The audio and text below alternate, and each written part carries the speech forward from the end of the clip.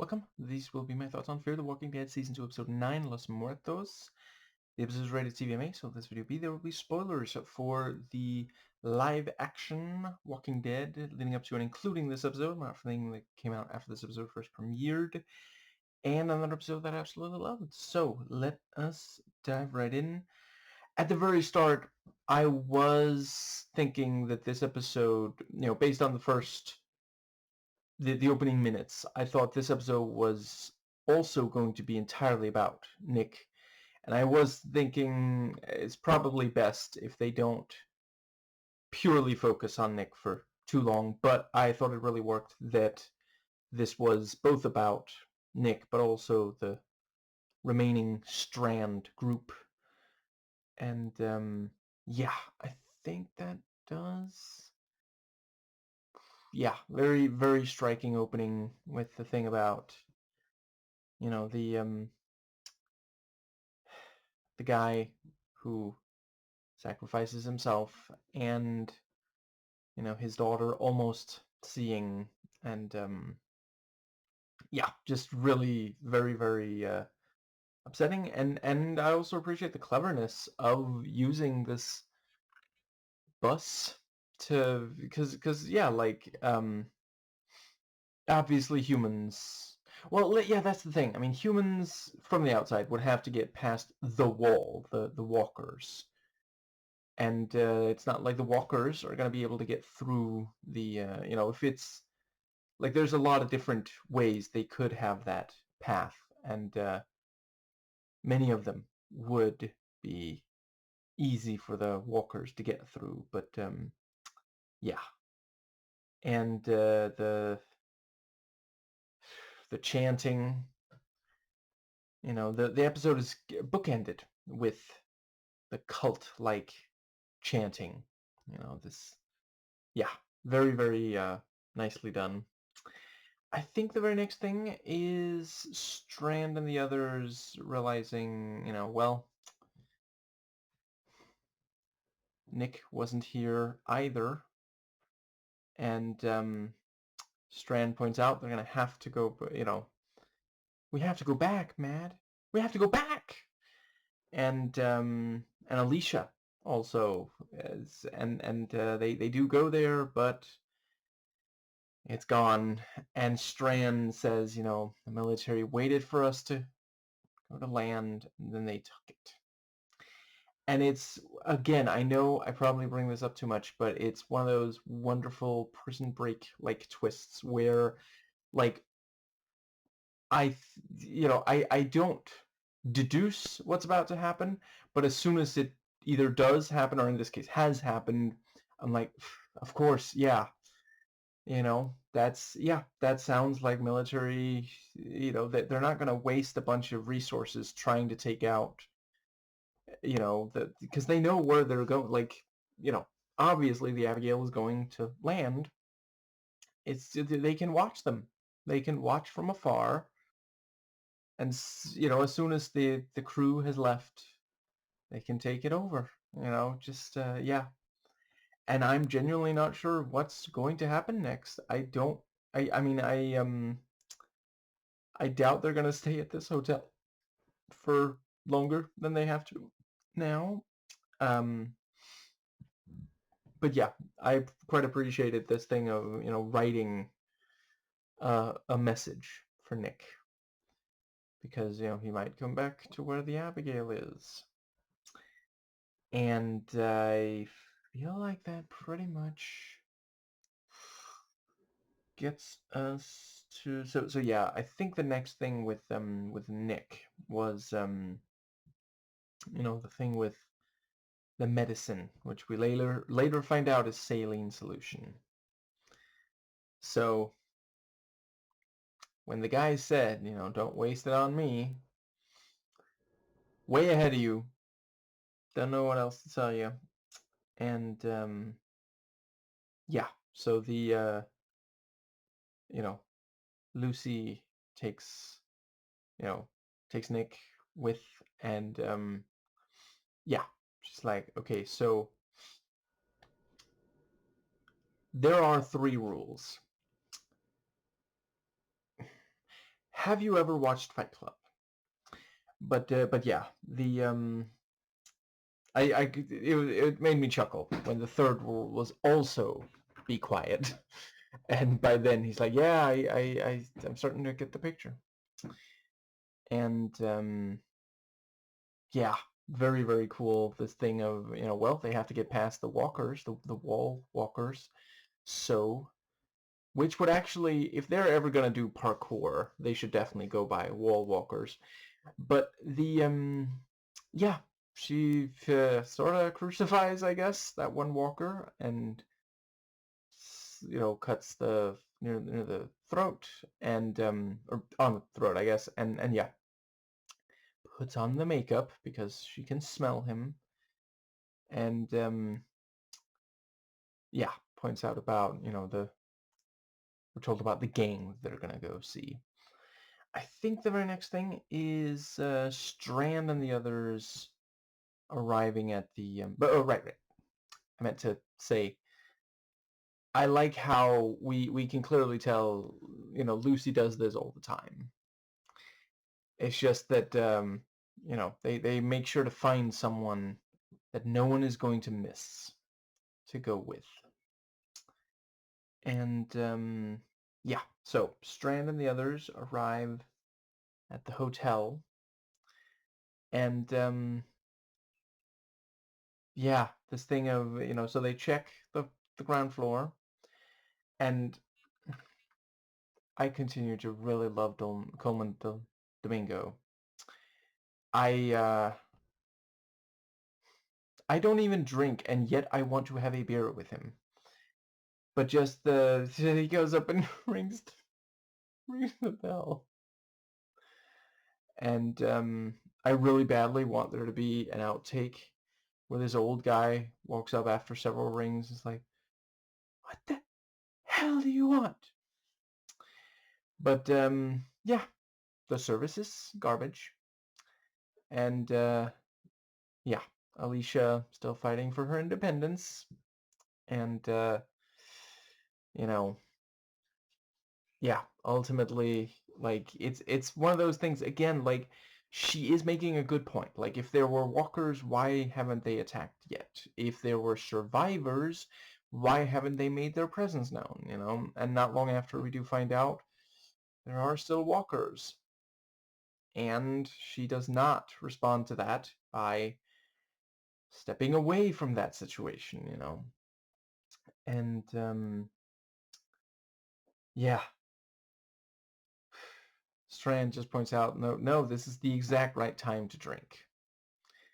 And they end up, doing so. And yeah, just a really, really great scene. I have more to say about it, but I want to try to keep this in chronological order. Yeah, so Nick and Lucy arrive. Luciano, I think is her full name.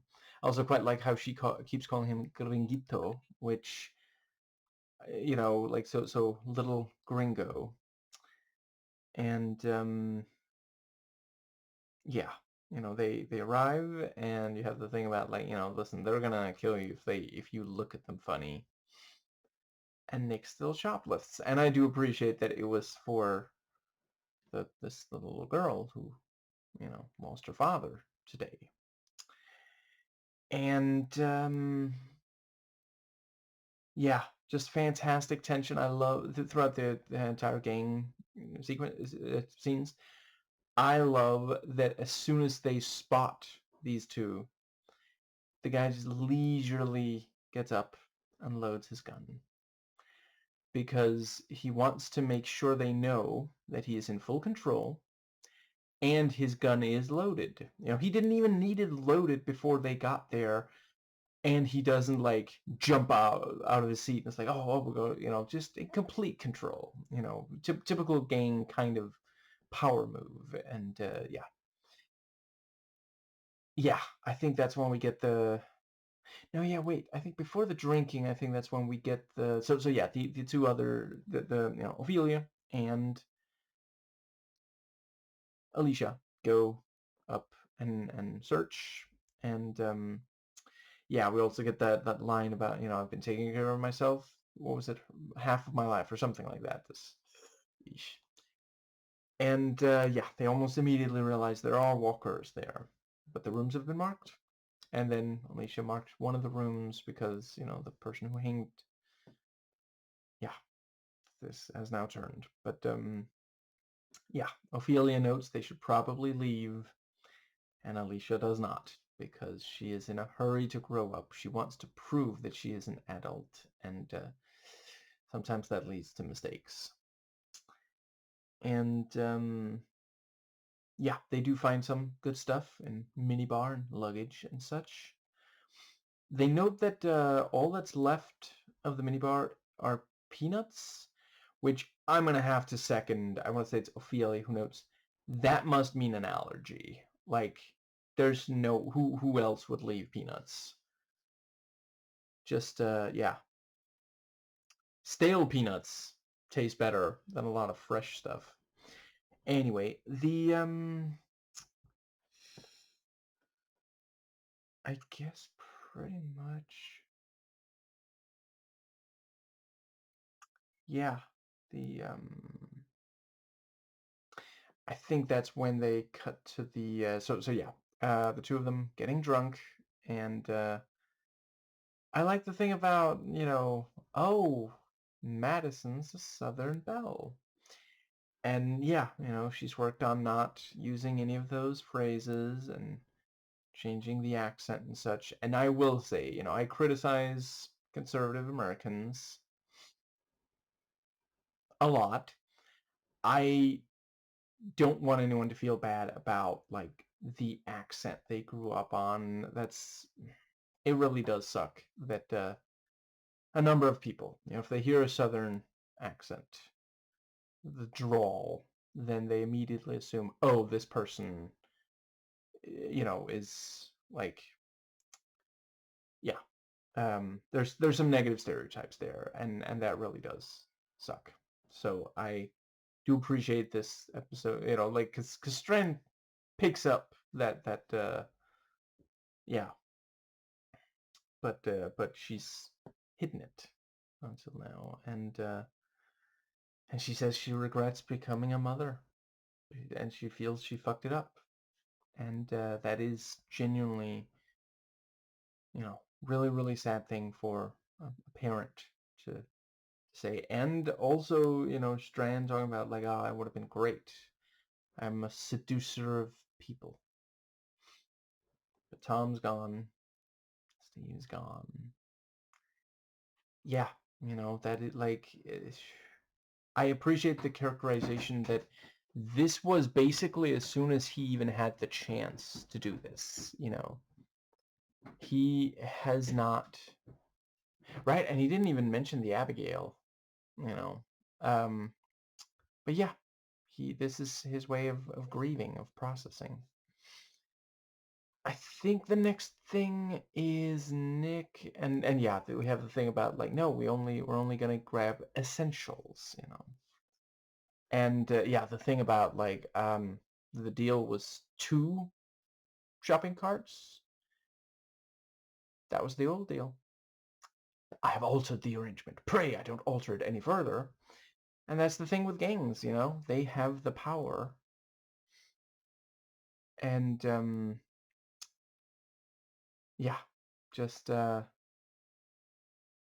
oh my god, the part where Nick is, like, looking at, and I'm sitting there thinking, she literally said the words, "They will kill you if you look at them wrong." And I did think that was what was going on at first when they're outside, but yeah, it was not the look. It was the snack theft, shoplifting, and that is such a strange word, shoplifting. Like, unless you're, like, extremely strong, how are you gonna lift an entire shop? But yeah. Well, I guess The Simpsons answered that question. I've never been sure if that was, like, an authentic, the actual explanation or what. Anyway, the yeah, we have the thing with the yeah, so they're about to cut off his hand to spite his arm, and thankfully, you know, he's quick on his chest, I guess. Doesn't make sense to say quick on your feet when you're lying on your stomach, but yeah, very, very clever, and thankfully she agrees to translate, even though she does disagree about telling them about the oxy. And yeah, the thing about saying, no, listen, like, we'll trade you oxy for more water. And yeah, the way that he, like, I don't actually know what that's called in English, but he almost kind of uses the shopping cart like a vehicle. He stands on, he pushes it and then stands on the back of it so it can roll with him a little bit. I do really appreciate that like, there are so many American pieces of media where if someone struggles with addiction, they're going to be characterized as just pathetic and helpless. And it's just so disrespectful to people who actually are going through that, or have in the past, or know someone who is. So really appreciate here that, because yeah, he is speaking from experience. He's saying, listen, if when you run out of oxy, that's going to be ugly. And yeah, she notes that it was not his decision to make, and they're going to try to find the camp now. They're interested. I think I'll just finish off real quick. So that storyline, I appreciated that there at the end he is chanting along with the others, though there is some sense of reluctance. He's not like, that's the thing. I don't know for sure if he's doing it for show or not, because I wasn't seeing anybody like looking at him like, you're gonna chant, or you're gonna be part of the wall. But there is that sense of like, yeah, maybe, but maybe not, because it is, it's a new world. Like, what are you gonna do? And I mean, if it really is true that it's only the people who are dying that go out on the wall, that could be significantly worse. And yeah, the fact that somehow, despite a bite, the doctor, pharmacist is still, yeah, uh, that is very, very compelling. It's yeah, looking forward to seeing more of this storyline. Shouldn't be terribly many days before I get back to the show. Anyway, I believe that pretty much, I feel like there's one more thing I wanted to say about this part of the story. But yeah, I liked the pharmacist giving him some more information. And yeah, that's the line about, it can't all be death. And I mean, I understand why they would form a cult based on, these circumstance.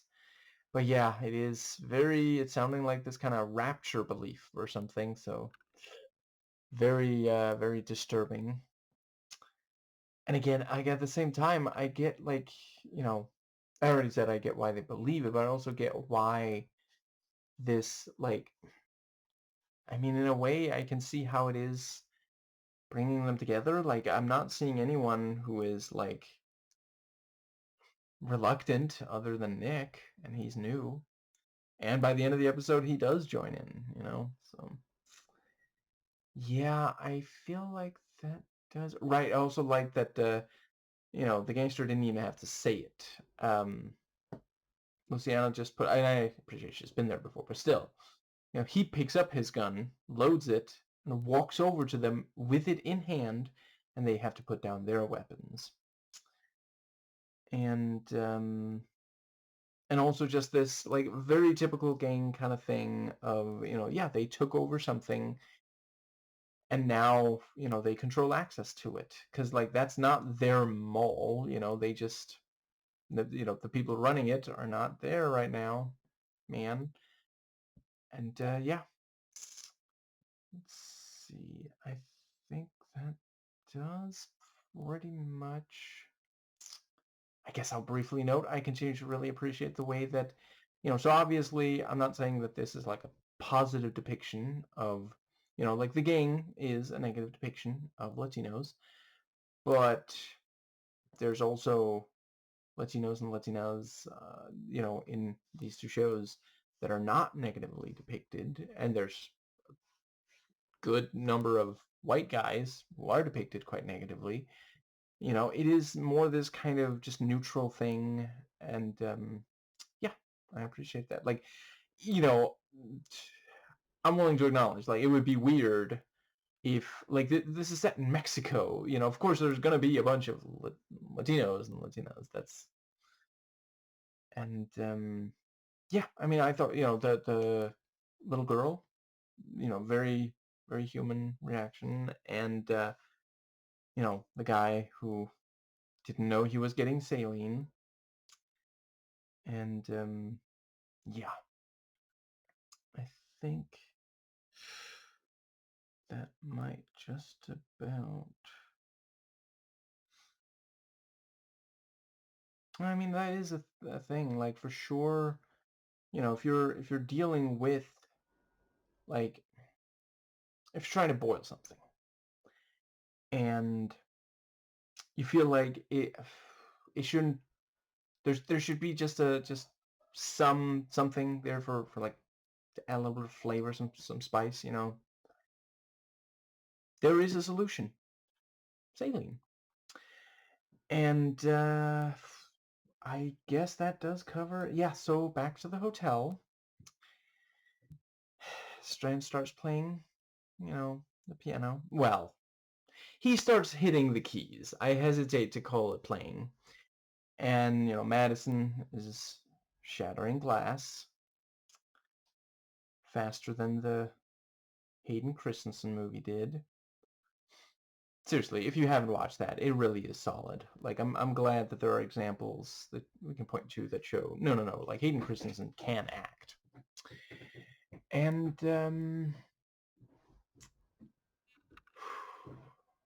Ophelia disappears and does not respond when Madison calls out. So I don't know, because, like she said, her father was always, what did she say? One step away from hope.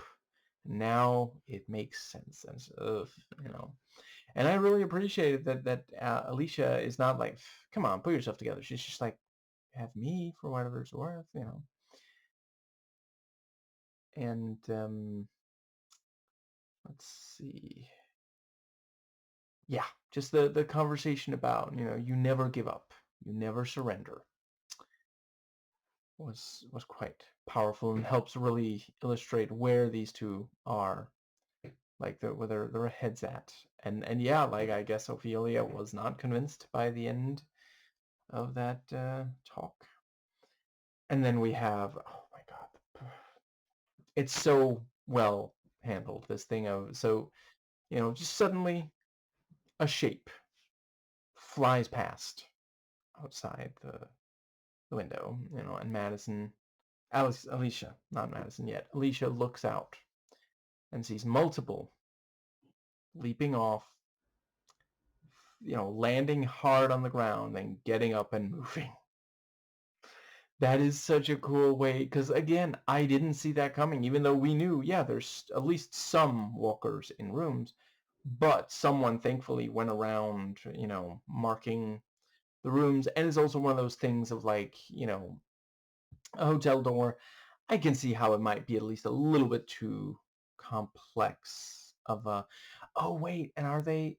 I guess they're locked from the outside. Well, no, yeah. You can unlock from the inside, but you maybe need the key, or maybe just need to work the mechanism in a way that a walker is not going to be able to figure out.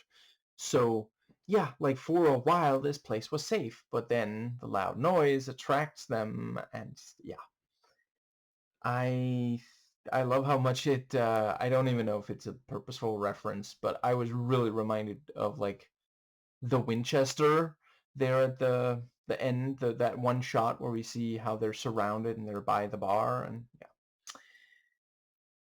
and they do have red on them. I think that does pretty much. Yeah. Oh God, the part where Alicia opens the door and then there's a bunch of walkers there by the stairs, and she pulls it shut, but it's not the easiest thing in the world, and just, yeah, really, really tense. And then they're at but by the end, Madison and Strand have realized that they're there, and really, really nicely done. Love the bit with the bottle, you know, throwing the bottle and then smashing it over one walker's head. And yeah, I think that covers everything in the episode. So, one of the channels run by Ryan George here on YouTube. I don't remember the name exactly, but I believe the title of the video was something along the lines of Weird Stories You Missed While Being Normal. And, you know, as usual, I find him to be hilarious. I will say, tiny bit let down by his Supergirl video. There were a couple of things in there where it felt like, I don't think that makes as little sense as you thought, but there was still a lot of great stuff in that video. But back to the, you know, the weird stories video, and yeah, a lot of really great stuff in that. I will say one thing. So he chose to end the video jokingly abruptly, and I don't know.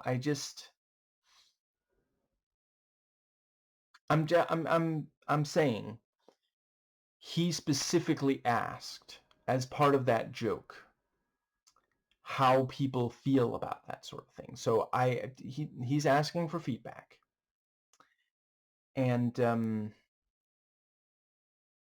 don't know. I think my stance might be controversial, and I mean, maybe someone can get this video in front of Ryan George. So I'm going to address him directly. Ryan, I have a lot of respect for what you do. And again, the overall video was great. But when it comes to just this, like, joke of abruptly ending your video like that, I'm sorry, but I firmly believe